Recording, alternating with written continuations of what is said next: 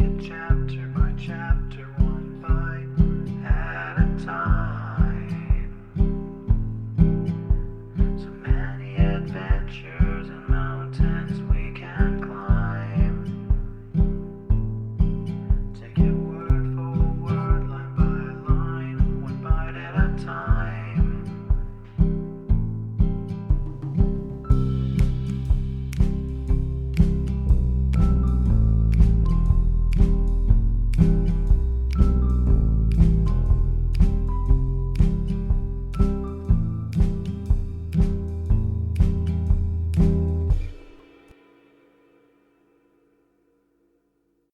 Welcome to Bite at a Time Books, where we read you your favorite classics one bite at a time.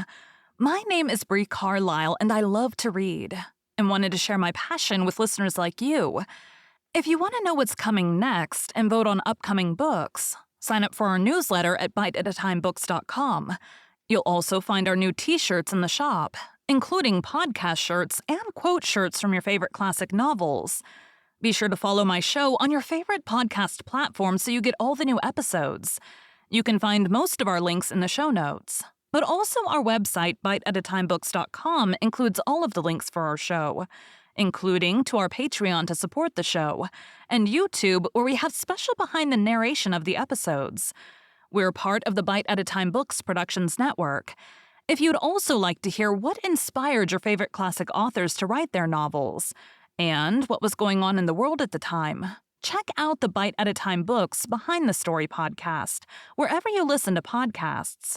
Please note, while we try to keep the text as close to the original as possible, some words have been changed to honor the marginalized communities who've identified the words as harmful, and to stay in alignment with Bite at a Time Books' brand values. Today we'll be continuing Little Women by Louisa May Alcott. 41. Learning to Forget. Amy's lecture did Laurie good, though of course he did not own it till long afterward. Men seldom do. For when women are the advisors, the lords of creation don't take the advice till they've persuaded themselves that it is just what they intended to do. Then they act upon it, and if it succeeds, they give the weaker vessel half the credit of it. If it fails, they generously give her the whole.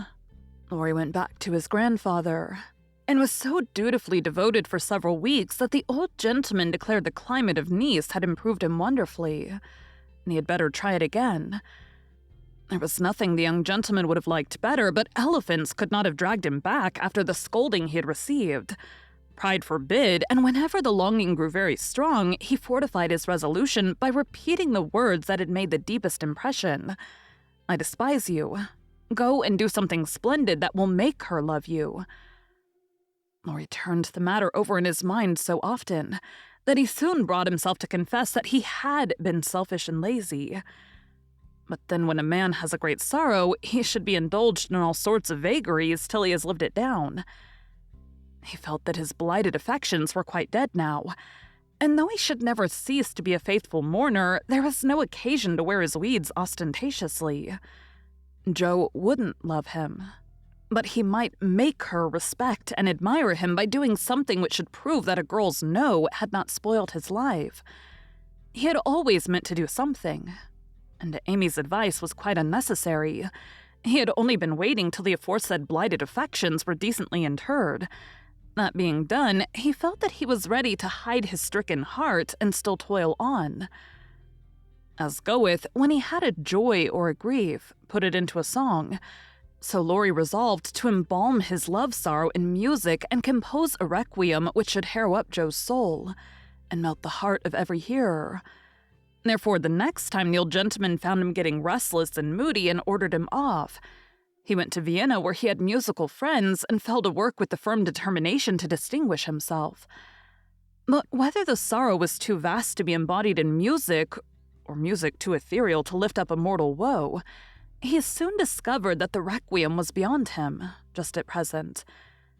It was evident that his mind was not in working order yet, and his ideas needed clarifying. For often in the middle of a plaintive strain, he would find himself humming a dancing tune that vividly recalled the Christmas ball at Nice, especially the stout Frenchman, and put an effectual stop to tragic composition for the time being.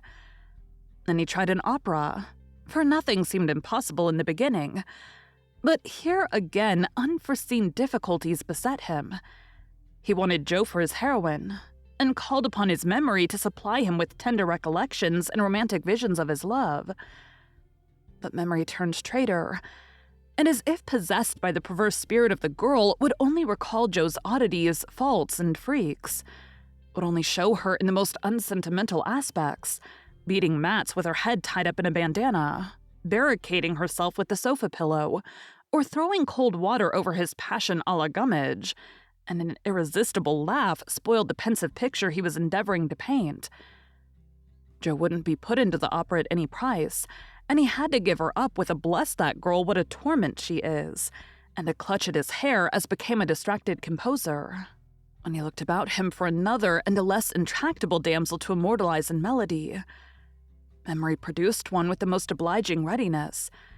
This phantom wore many faces, but it always had golden hair, was enveloped in a diaphanous cloud, and floated airily before his mind's eye in a pleasing chaos of roses, peacocks, white ponies, and blue ribbons. He did not give the complacent wraith any name, but he took her for his heroine, and grew quite fond of her as well he might, for he gifted her with every gift and grace under the sun, and escorted her unscathed through trials which would have annihilated any mortal woman.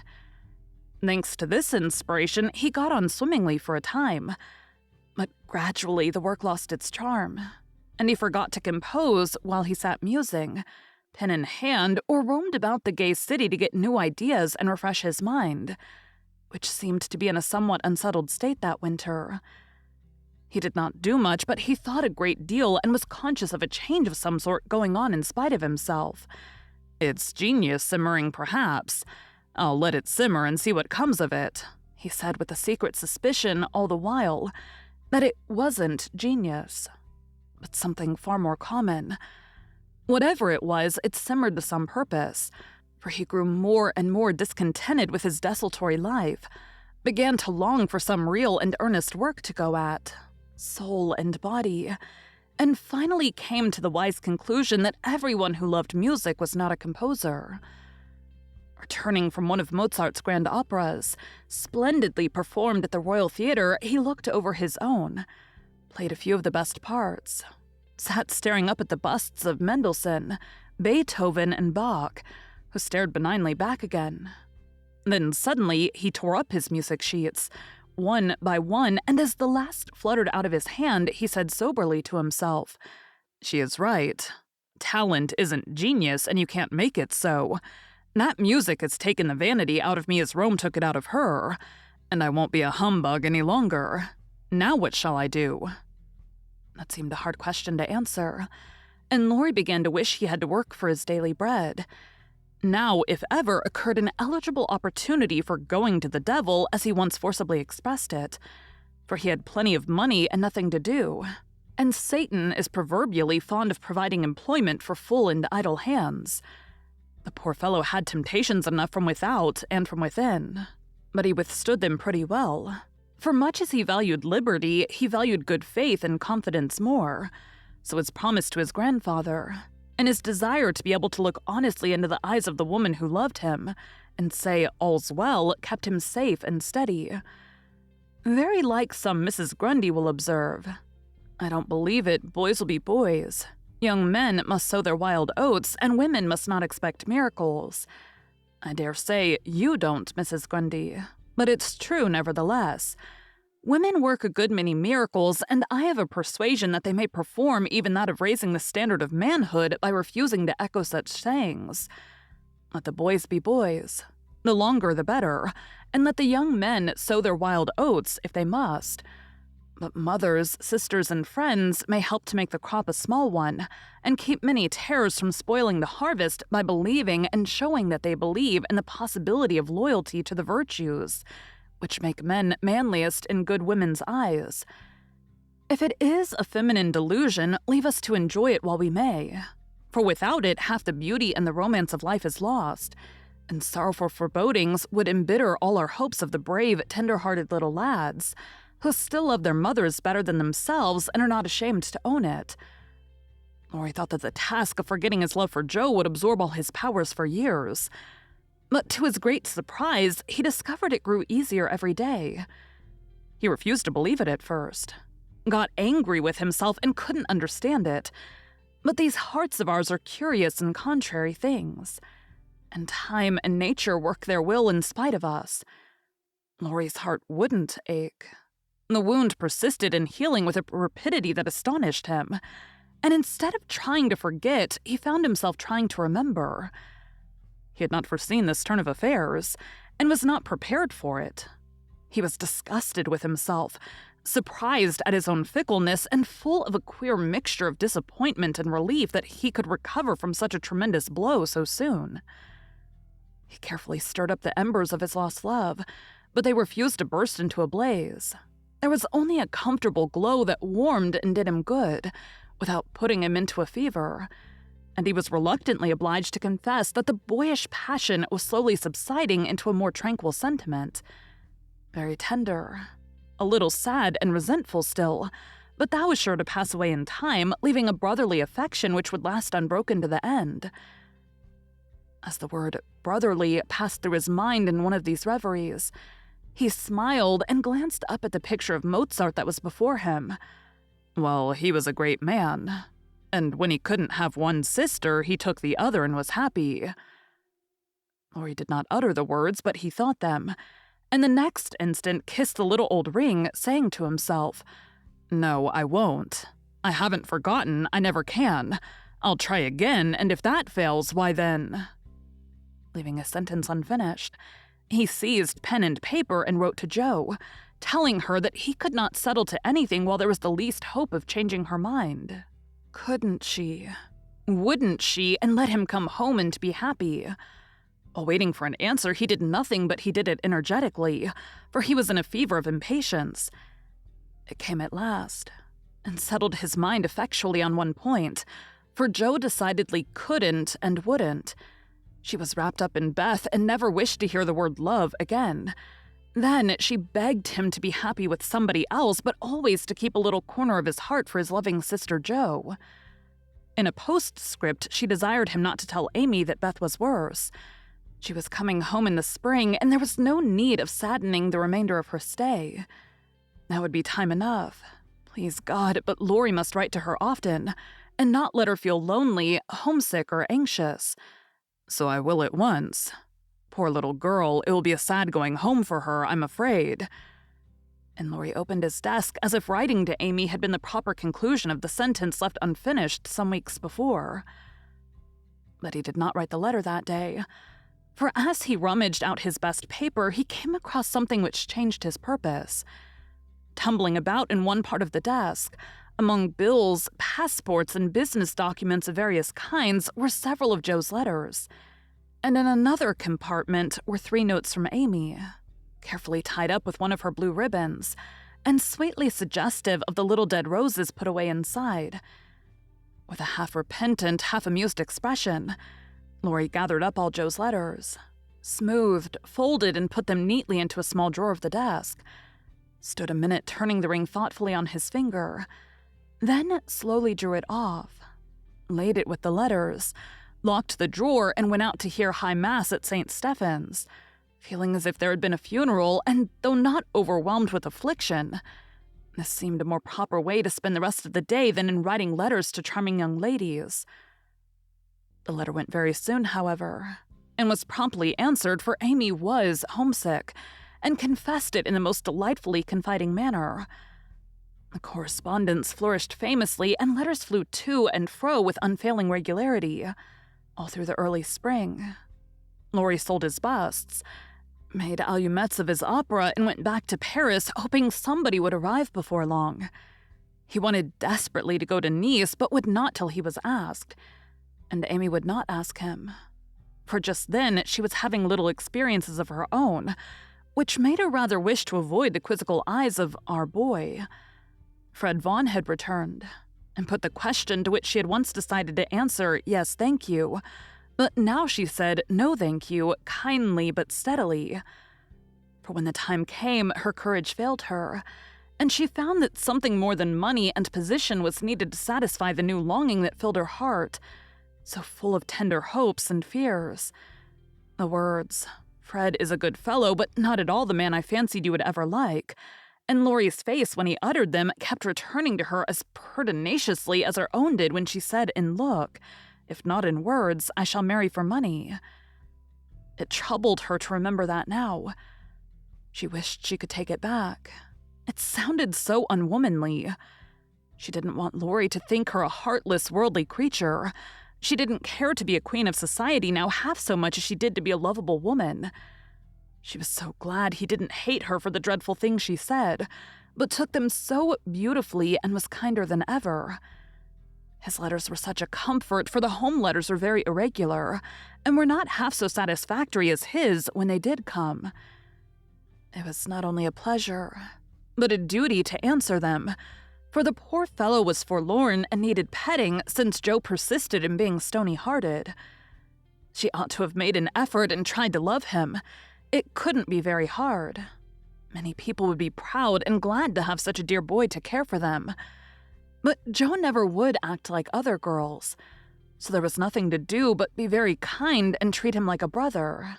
If all brothers were treated as well as Laurie was at this period, they would be a much happier race of beings than they are.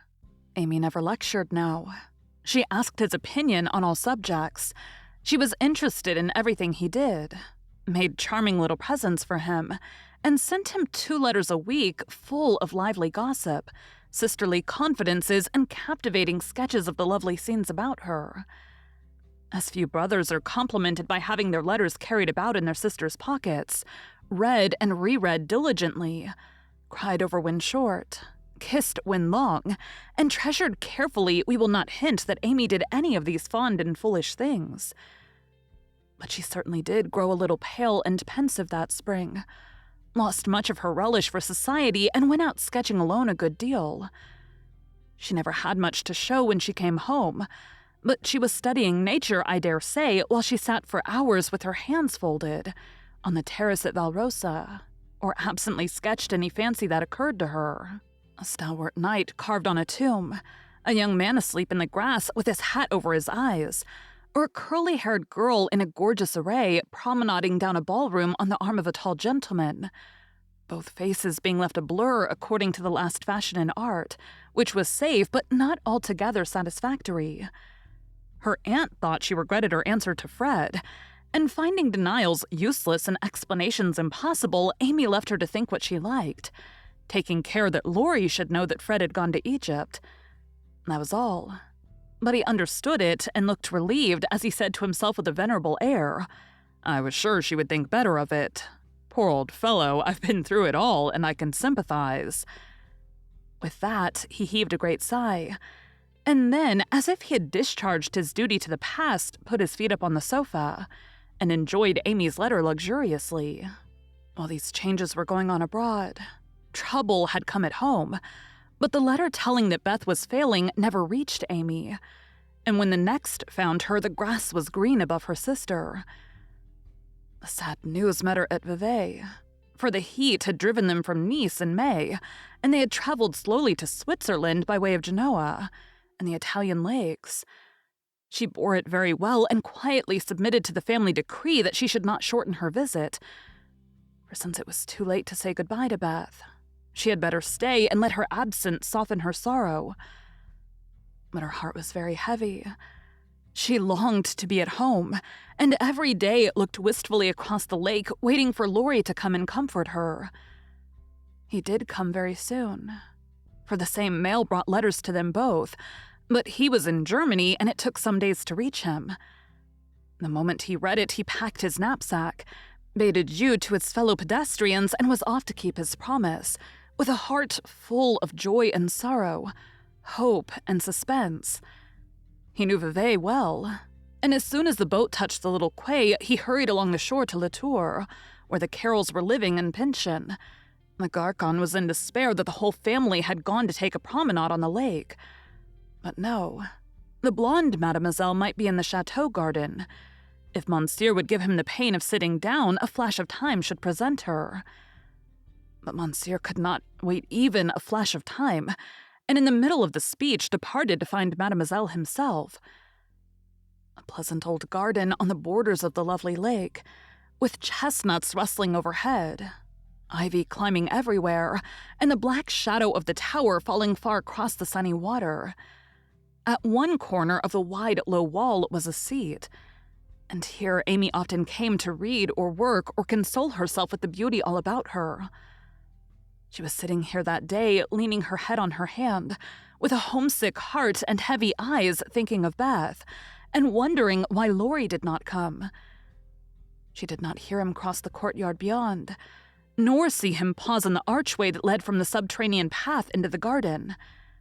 He stood a minute, looking at her with new eyes, seeing what no one had ever seen before, the tender side of Amy's character. Everything about her mutely suggested love and sorrow. The blotted letters in her lap, the black ribbon that tied up her hair, the womanly pain and patience in her face. Even the little ebony cross at her throat seemed pathetic to Laurie, for he had given it to her and she wore it as her only ornament. If he had any doubts about the reception she would give him, they were set at rest the minute she looked up and saw him. For dropping everything, she ran to him, exclaiming in a tone of unmistakable love and longing, "Oh, Laurie, Laurie, I knew you'd come to me." I think everything was said and settled then, for as they stood together quite silent for a moment, with a dark head bent down protectingly over the light one, Amy felt that no one could comfort and sustain her so well as Laurie, and Laurie decided that Amy was the only woman in the world who could fill Joe's place and make him happy. He did not tell her so, but she was not disappointed, for both felt the truth, were satisfied, and gladly left the rest to silence. In a minute, Amy went back to her place, and while she dried her tears, Laurie gathered up the scattered papers, finding in the sight of the sundry well-worn letters and suggestive sketches good omens for the future. As he sat down beside her, Amy felt shy again, and turned rosy red at the recollection of her impulsive greeting. "I couldn't help it. I felt so lonely and sad and was so very glad to see you. It was such a surprise to look up and find you just as I was beginning to fear you wouldn't come," she said, trying in vain to speak quite naturally. "I came the minute I heard. I wish I could say something to comfort you for the loss of dear little Beth, but I can only feel and—" He could not get any further, for he too turned bashful all of a sudden, and did not quite know what to say. He longed to lay Amy's head down on his shoulder and tell her to have a good cry, but he did not dare, so took her hand instead and gave it a sympathetic squeeze that was better than words. "You needn't say anything. This comforts me," she said softly. "Beth is well and happy, and I mustn't wish her back, but I dread the going home, much as I long to see them all. We won't talk about it now, for it makes me cry, and I want to enjoy you while you stay. You needn't go right back, need you?" "Not if you want me, dear." "I do so much. Aunt and Flo are very kind, but you seem like one of the family, and it would be so comfortable to have you for a little while." Amy spoke and looked so like a homesick child, whose heart was full, that Laurie forgot his bashfulness all at once, and gave her just what she wanted. The petting she was used to, and the cheerful conversation she needed. "Poor little soul, you look as if you've grieved yourself half sick. I'm going to take care of you, so don't cry any more. But come and walk about with me. The wind is too chilly for you to sit still," he said, in the half-caressing, half-commanding way that Amy liked, as he tied on her hat, drew her arm through his, and began to pace up and down the sunny walk, under the new-leaved chestnuts. He felt more at ease upon his legs, and Amy found it very pleasant to have a strong arm to lean upon, a familiar face to smile at her, and a kind voice to talk delightfully for her alone. The quaint old garden had sheltered many pairs of lovers, and seemed expressly made for them, so sunny and secluded was it, with nothing but the tower to overlook them and the wide lake to carry away the echo of their words as it rippled by below. For an hour this new pair walked and talked or rested on the wall, enjoying the sweet influences which gave such a charm to time and place. and when an unromantic dinner bell warned them away, Amy felt as if she had left her burden of loneliness and sorrow behind her in the chateau garden. The moment Mrs. Carroll saw the girl's altered face, she was illuminated with a new idea and exclaimed to herself, "Now I understand it all. The child has been pining for young Lawrence. Bless my heart, I never thought of such a thing." With praiseworthy discretion, the good lady said nothing and betrayed no sign of enlightenment, but cordially urged Laurie to stay and begged Amy to enjoy his society, for it would do her more good than so much solitude. Amy was a model of docility, and as her aunt was a good deal occupied with Flo, she was left to entertain her friend, and did it with more than her usual success. At Nice, Laurie had lounged and Amy had scolded.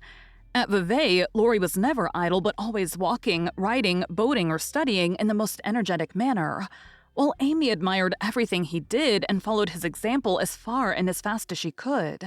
He said the change was owing to the climate, and she did not contradict him, being glad of a like excuse for her own recovered health and spirits.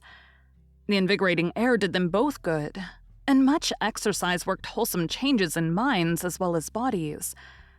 They seemed to get clearer views of life and duty up there among the everlasting hills. The fresh winds blew away desponding doubts, delusive fancies, and moody mists. The warm spring sunshine brought out all sorts of aspiring ideas, tender hopes, and happy thoughts. The lake seemed to wash away the troubles of the past, and the grand old mountains to look benignly down upon them, saying, "Little children, love one another." In spite of the new sorrow, it was a very happy time, so happy that Laurie could not bear to disturb it by a word. It took him a little while to recover from his surprise at the rapid cure of his first, and as he had firmly believed, his last and only love.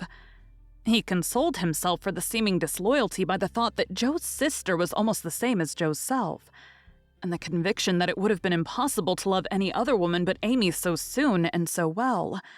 His first wooing had been of the tempestuous order, and he looked back upon it as if through a long vista of years with a feeling of compassion blended with regret.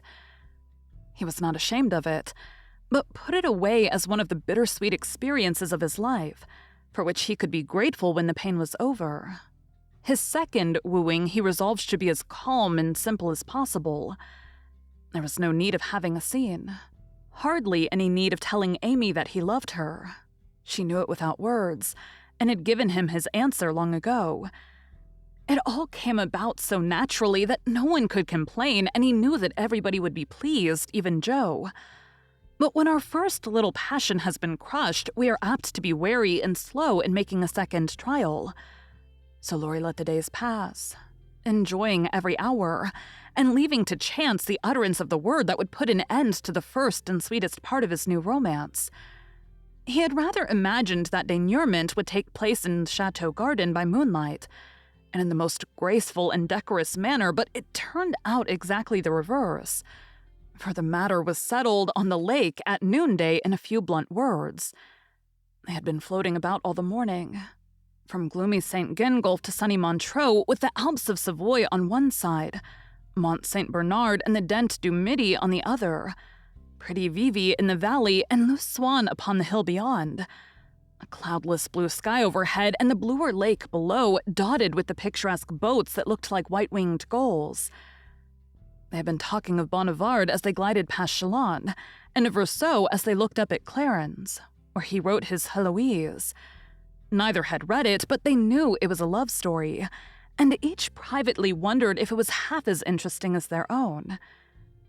Amy had been dabbling her hand in the water during the little pause that fell between them, and when she looked up, Laurie was leaning on his oars with an expression in his eyes that made her say hastily, merely for the sake of saying something, "You must be tired. Rest a little and let me row. It will do me good, for since you came, I have been altogether lazy and luxurious." "I'm not tired, but you may take an oar if you like. There's room enough, though I have to sit nearly in the middle, else the boat won't trim," returned Laurie, as if he rather liked the arrangement. Feeling that she had not mended matters much, Amy took the offered third of a seat, shook her hair over her face, and accepted an oar. She rowed as well as she did many other things, And though she used both hands and Lori but one, the oars kept time, and the boat went smoothly through the water. "How well we pull together, don't we?" said Amy, who objected to silence just then. "So well that I wish we might always pull in the same boat. Will you, Amy?" very tenderly. "Yes, Lori," very low. Then they both stopped rowing and unconsciously added a pretty little tableau of human love and happiness to the dissolving views reflected in the lake. Thank you for joining Bite at a Time Books today, while we read a bite of one of your favorite classics. Again, my name is Bree Carlile, and I hope you come back tomorrow for the next bite of Little Women. Don't forget to sign up for our newsletter at biteatatimebooks.com and check out the shop. You can check out the show notes or our website, biteatatimebooks.com, for the rest of the links for our show. We'd love to hear from you on social media as well.